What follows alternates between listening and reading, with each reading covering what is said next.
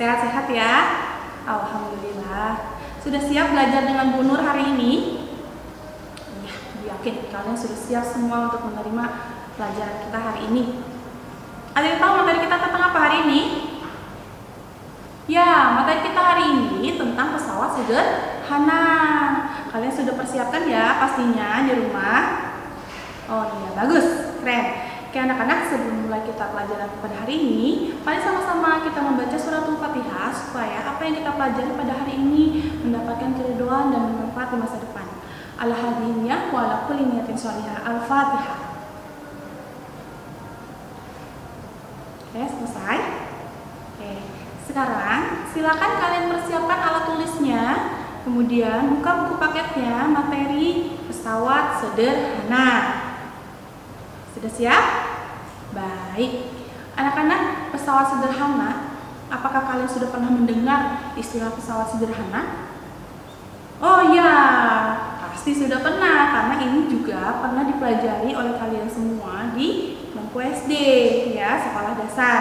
Ya, pesawat sederhana artinya adalah pesawat sederhana adalah alat yang digunakan untuk mempermudah melakukan usaha. Ya, usaha apa yang dimaksud? Usaha-usaha yang berkaitan dengan teknis, seperti mendorong, menarik, dan lain sebagainya. Seperti itu ya. Iya, ada yang tahu macam-macam pesawat sederhana? Oke, satu katrol, ya. Yang kedua tuas, yang ketiga bidang miring, yang keempat roda berporos. Betul semua, kalian semua masih ingat materi waktu SD ya. Jadi hari ini Bu Nur hanya akan melanjutkan bagian dari yang sudah kalian terima waktu SD ya. Dan tidak lupa, ini pun masih berkaitan dengan materi kita sebelumnya, yaitu tentang gerak, gaya, dan hukum Newton. Jadi nanti kalian masih bertemu dengan gaya, yang mudah-mudahan kalian masih ingat apa itu gaya. Oke, baik anak-anak. Tadi kita sudah membahas sedikit definisi tentang pesawat sederhana. Ya, perhatikan slide berikut ini. Kita akan mempelajari 4 hal yang berkaitan dengan materi ini. Yang pertama adalah katrol, kemudian tuas, kemudian bidang miring, kemudian roda berporos. Jadi ada 4 materi yang kita akan pelajari. Pada pertemuan kali ini kita akan mempelajari 2 bagiannya, yaitu katrol dan tuas. Silakan kalian siapkan alat tulisnya. Simak baik-baik, kemudian kalian catat bagian-bagian penting dari penjelasan Bu Nur ya. Baik. Oke. Pertama adalah tentang katrol. Apa itu katrol? Ya, katrol adalah alat yang digunakan untuk ya semacam kayak kerekan bendera atau alat timba yang biasa digunakan di sumur, atau mesin diesel yang biasa ditarik kemudian dia berputar. Ya, dia digunakan banyak pada mesin-mesin yang menggunakan alat-alat yang memerlukan tali atau tambang atau alat apapun yang panjang. Kemudian juga ada rodanya di tengah-tengah yang berfungsi untuk berputar. Ya, seperti itu. Hal ini pun berkaitan dengan berat ya, benda yang sedang kita akan angkat, misalnya mengangkat sebuah beban. Contohnya kayak air yang di dalam timbaan atau dalam ember. Kita isi air dari dalam sumur, kan tidak mungkin kamu bayangkan kalian mengambil langsung ke arah sumurnya dengan kalian menggunakan alat timbanya, katrolnya. Nah, seperti itu. Nanti kalian akan bisa membedakan lebih mudah mana energi atau keuntungan yang kalian terima setelah menggunakan 2 cara yang berbeda tersebut. Ya, tentu saja akan lebih mudah menggunakan katrol karena katrol adalah pesawat sederhana. Jadi mengurangi beban kuasa atau gaya kuasa yang kita berikan. Jadi kita lebih hemat energi kita. Seperti itu ya. Oke, perhatikan slide berikutnya. Oke, macam-macam katrol. Katrol ada 3 macam. Ada katrol tetap. Katrol tetap seperti gambar nomor 1. Perhatikan, gambar nomor 1 itu adalah sebuah katrol. Kemudian ada juntayan tali atau tambang yang arahnya ke bawah. sebelahnya adalah sebuah beban, kemudian sisi yang satunya adalah kuasa yang kita akan berikan. Ya, bentuknya menjuntai ke bawah, ini adalah katrol tetap. Nilai keuntungan mekaniknya adalah 1, sama ya. Ketika berat bendanya adalah bernilai 50 Newton, maka gaya yang kita berikan pun besarnya adalah 50 Newton. Itu namanya katrol tetap. Ya, contohnya tadi kerekan bendera, kemudian alat timba biasa digunakan di sumur-sumur dan lain sebagainya. Nanti kalian tambahkan sendiri di rumah ya contohnya. Kemudian yang kedua, sama menggunakan katrol tetapi talinya mengarah ke atas. Ya, seperti itu. Itu namanya katrol bebas. Kalian perhatikan gambarnya. Ya, katrol bebas itu memiliki keuntungan mekanik bernilai 2. Selalu 2. Ya. Jadi justru lebih besar dengan kamu menghentangkan sebuah tali ya untuk memberikan suatu gaya itu biasanya dengan katrol bebas itu keuntungan mekaniknya lebih besar daripada katrol yang tetap. Kalau tetap tuh 1, kalau ini 2. Jadi kita lebih besar keuntungannya. Seperti itu. Contohnya mesin diesel. Mungkin ada lagi yang bisa menambahkan. Ya, betul. Banyak ya. Oke, sekarang yang ketiga, kalian perhatikan di situ ada rangkaian katrol dengan lebih dari 2. Nah, katrol yang lebih dari 2 ya itu dikatakan katrol majemuk. Yang lebih dari 1, maaf. Jadi lebih dari 1 disebut katrol majemuk. Ya, ada yang 2, ada yang 3, ada yang 4 dan seterusnya. Biasanya kalau kalian perhatikan pada lift-lift yang ada di gedung-gedung, nah itu biasanya banyak menggunakan katrol-katrol. Nah, katrol-katrol itu yang nanti membantu mengangkat beban orang yang masuk ke dalam liftnya untuk terangkat ke atas. Nah, itu yang dikatakan katrol majemuk atau juga disebut katrol takal. Bagaimana dengan katrol majemuk? Keuntungan mekanik pada katrol majemuk itu sama, artinya disesuaikan dengan tegangan tali yang ada pada katrolnya. Bukan jumlah katrolnya ya anak-anak, tetapi jumlah tegangan tali yang tersusun pada katrol. Seperti itu. Sekarang kalian lihat di contohnya, di situ ada 3 katrol yang terangkai, tapi tali yang tegang itu berjumlah 1, 2, 3. Nah, kebetulan pada gambar itu tali yang tegang tadi memang jumlahnya sama dengan jumlah katrol. Ya, tetapi bukan berarti katrolnya yang kita hitung. Oke, anak-anak. Oke, sekarang untuk rumusnya, rumus katrol. Oke, perhatikan. Katrol. Untuk rumusnya menggunakan rumus keuntungan mekanik W per F atau Km sama dengan LF per LW. Ya, jadi di sini kita menggunakan 2 rumus yang sebetulnya 2 rumus ini bisa dijadikan 1. W per F sama dengan LF per LW. Nah, ini gabungannya. Nah, penggunaan ketiga rumus ini disesuaikan dengan komponen yang ada pada soal. Ya, anak-anak ya. Kalau soal itu memang ada 3 komponen, kalian bisa menggunakan yang 4 komponen. Pasti salah satunya akan ditanyakan. Tetapi kalau hanya 1 komponen yang diketahui, kalian bisa pilih. Sesuaikan dengan komponen yang diketahui. Boleh yang pertama atau yang kedua. Dengan keterangan F adalah gaya kuasa. Silakan sambil dicatat ya anak-anak ya. Kemudian W adalah gaya berat. Oke, gaya satuannya Newton. Kemudian LF adalah lengan kuasa. Satuannya sentimeter. Kemudian LW adalah lengan beban.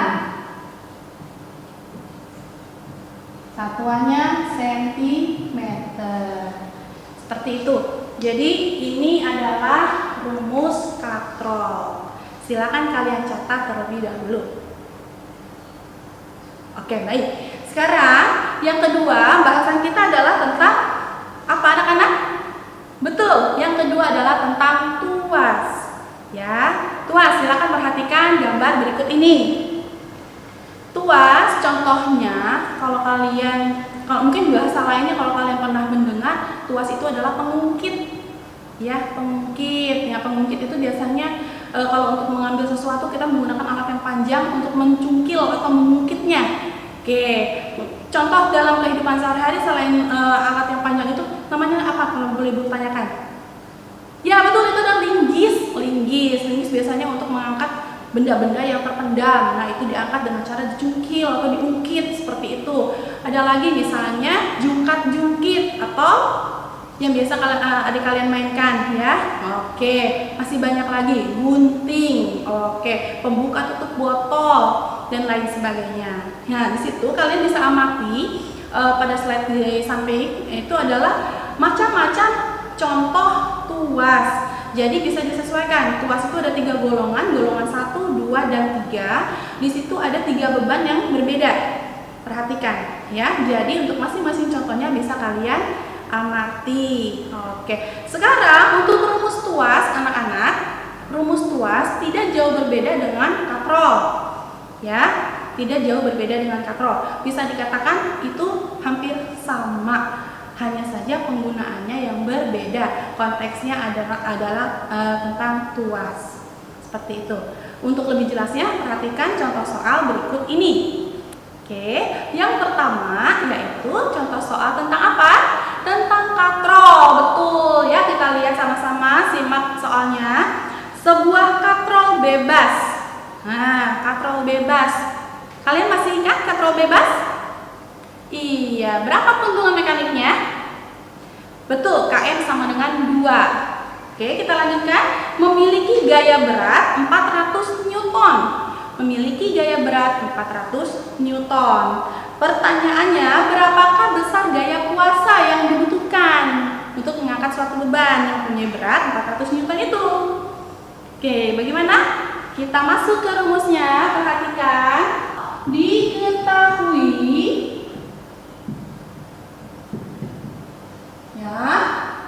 katrol bebas jelas disebutkan dalam soal, langsung aja kita tuliskan keuntungan mekaniknya sama dengan 2. Nah, kalau soal itu katrol tetap, langsung kamu tuliskan keuntungan mekaniknya sama dengan 1. Nah, kebetulan ini katrol bebas, maka Km sama dengan 2, kemudian gaya berat itu adalah W 400 Newton. Oke, yang ditanyakan adalah F-nya, gaya kuasa. Oke, jawabannya. Nah, langkah-langkah menjawab jangan lupa wajib menuliskan rumus dasarnya. Tadi rumus dasarnya karena ini ada 3 komponen berarti Km sama dengan W per F. Anak-anak kalau ada 3 komponen ini masih ingat? Kalian bisa buat dalam metode segitiga. Km itu adanya di sini. Jadi yang tanda bagi yang di tengah-tengah ini itu sama dengan tanda bagi pada rumus. Jadi Km-nya di sini, W-nya itu di sini, F-nya itu di sini. Nah, ingat ini adalah tanda bagi, sedangkan ini adalah tanda cross atau kali. Sekarang kalau yang ditanyakan F, bagaimana perubahan rumusnya? F sama dengan W per Km, betul. Sama dengan masukkan angkanya yang sudah ada 400 Newton dibagi 2. Maka 400 bagi 2 sama dengan 200 Newton. Jadi keuntungan kita setelah menggunakan katrol bebas adalah tenaga atau gaya yang diberikan bernilai setengah dari gaya berat yang akan kita angkat, dari beban yang akan kita angkat. Seperti itu. Lihat, ini F-nya 200, sedangkan W-nya 400. Itu ya.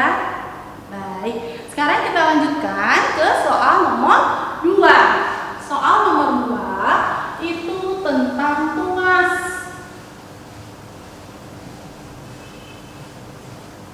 Dihapus. Itu tentang tuas. Ya, lihat soalnya. Diketahui, jangan lupa kita harus menganalisis. Perhatikan soalnya ya. Sebuah pengukit dengan panjang 3 meter Oke, L, pengukitnya panjangnya sudah 3 meter. Kemudian digunakan untuk memindahkan batu seberat 10 Newton. Batunya weight-nya 10 Newton. Oke. Kemudian untuk memudahkan batu seberat 10 Newton, memindahkan sebelah batu 10 Newton ini, titik tumpu diletakkan 0,5. Titik tumpu didekatkan 0,5 dekat beban.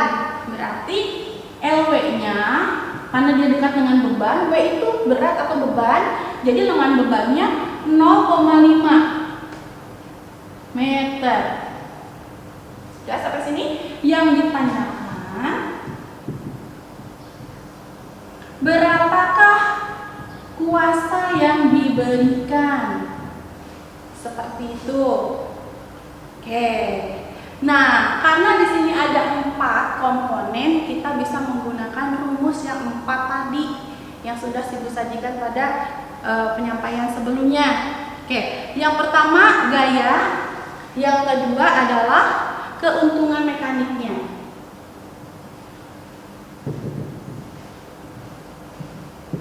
Kita jawab yang pertama terlebih dahulu. A, W per F sama dengan LF per LW. Nah, kita ada kekurangan komponen. Komponen apa yang kurang untuk masuk ke rumus ini? Untuk masuk ke rumus ini, komponen yang kurang adalah LF, lengan kuasanya. Dari mana kita bisa dapat lengan kuasa? Dengan cara panjang keseluruhan pengukit tadi dikurang dengan panjang lengan bebannya. Jadi 3 meter dikurang 0,5 meter. Hasilnya adalah ya 2,5 meter. Ini untuk LF-nya. Baru kita masuk ke sini. Ya. Dari sini kita langsung masukkan angkanya. 10 Newton dibagi F sama dengan LF yang sudah dihitung tadi. Oke. Kemudian LW-nya seperti yang diketahui dalam soal. Ya. Kemudian kita kali silang seperti ini. Jadi 10 Newton dikali 0,5. 10 Newton dikali 0,5 sama dengan F dikali 2,5. F dikali 2,5. Atau Ibu kita balik. F dikali 2,5 sama dengan 10 dikali 0,5. Nah, sama aja karena tanda sama dengan di sini, maka Ibu balik tidak masalah. Sekarang kita lihat hasilnya. Ya. F di sini sama dengan 10,5. Berapa hasilnya 10 dikali 0,5? Karena ini 0 di belakang 1 dan ini 0 di depan angka 1, itu bisa dicoret anak-anak. Jadi 5 dikali 1, 5 dikali 1 yaitu 5. Nah, F karena dia sejajar dengan 2,5 ini, karena yang ditanyakan adalah F-nya saja yang sejajar tadi, turunkan ke bawah.